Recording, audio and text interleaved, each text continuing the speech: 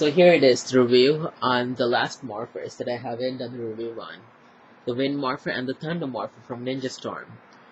If you had been following the TV show, you would know that the Wind Morpher is the morpher of the yellow, blue, and yellow Rangers, while the Thunder Morpher is of the secondary Rangers, the Thunder and the Crimson Ranger. They both came with these discs right here, giving you the option to be your favorite ranger, which is pretty cool. Let me show you the sound feature of the Wind Morpher. You have an on and off switch right here. When you turn it on, you hear that distinctive noise. You have 3 buttons right here. This one is the morph button.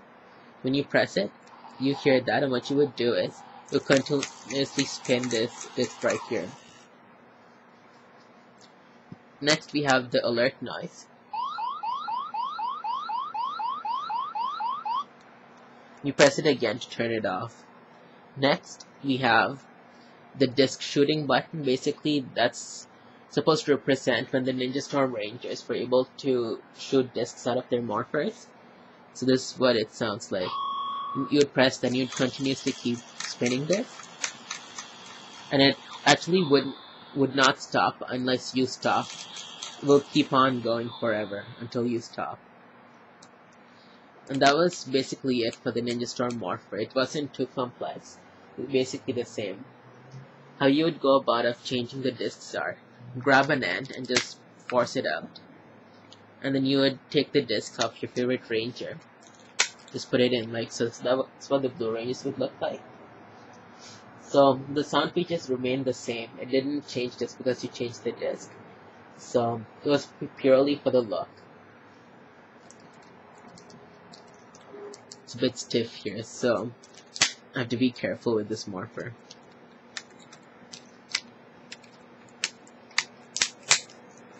And that's the Yellow Rangers.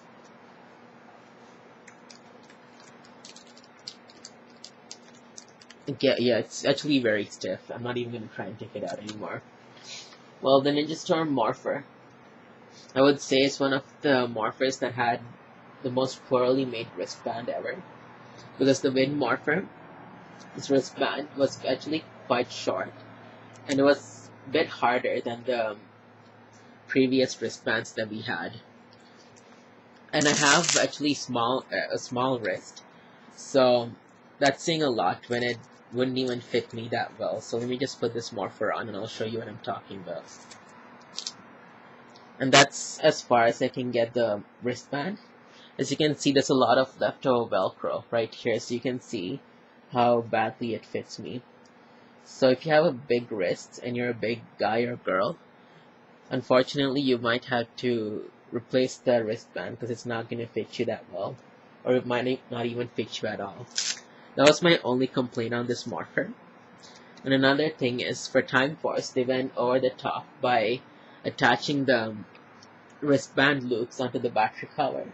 That way, if you ever need to replace your batteries, the wristband would also come off with the battery cover and you didn't have to remove the wristband at all. But instead, they went back to their old ways by adding the wristband loops onto the morpher itself. So that way, you have to actually remove the wristband in order to replace the batteries. So I don't know why they went back to that. But strangely enough, the Thunder Morpher, they did it the Time Force way, where you don't have to remove the wristband at all. You just take it off with the battery cover. So I'm going to continue on with the Thunder Morpher. Basically, they have 2 distinctive noises. One here is the alert noise. As you can see, there's a green LED that lights up. And also on the Wind Morpher, I forgot to show you the LED which lights up. It has a red light that lights up, and you can't see it that well because they tinted the LED with black, so it's hard to see. And the second sound feature on this morpher is the morph button, and this is what it sounds like. And as you can tell, this is the Crimson Ranger. It's in Crimson Ranger mode. Turn into the Navy Ranger mode, you basically take off the Crimson disc, have the Navy disc, take out the antlers, basically you have two spikes which come out of the morpher. I don't know if you can see it. You then align the antler, which looks like this, and you have two holes right here. You'd align it and just push it through. That's what it looks like. And just like the wind morpher, just because you change the disc doesn't mean that the actual features change as well. It stays the same. And here's the Navy Ranger. That's what it looks like. As for the Thunder Morpher wristband, they actually made it pretty comfortable. It was actually quite longer than the Ninja Storm Morpher. You didn't have to worry about it not fitting you. Although it's not really that long, it's not as uncomfortable as the Wind Morpher. We'd still have to replace it if you have amazingly large wrists. So that was basically it, and the difference between the Japanese counterpart and these ones were these American discs had stickers. As you can see, they're 2D right here. Well, the Japanese version had a bubble, like it was like a bubble that came out that was slightly soft, and it actually came out like that. So it was more detailed. It wasn't just a flat one like so. And also, for the Wind Morpher, it wasn't just painted on gold that just looked like this. It was actually shiny gold, as you can see on this King Ranger figure. So they had chrome that was the same shade and slightly darker on the Hurricaneer Japanese Morpher. I believe that was the only difference, and of course the wristband was, I believe it was actually more comfortable, and I think it was more reasonable. It wasn't short like the Wind Morpher. Now the difference between the Thunder Morpher, this one was actually altered a lot more, because the Japanese version was actually smaller and fatter, while they made this Morpher longer and thinner. And that was basically it. For me, it really does not matter because Ninja Storm was not one of the series that I really cared so much about. So I merely got these to represent the Ninja Storm team. That was basically it. I wasn't deeply in love with them or anything, but they are, however, cool morphers, and they get a 7 out of 10. As for pricing points and everything, back in the day when I got it, obviously the regular $4.99 price.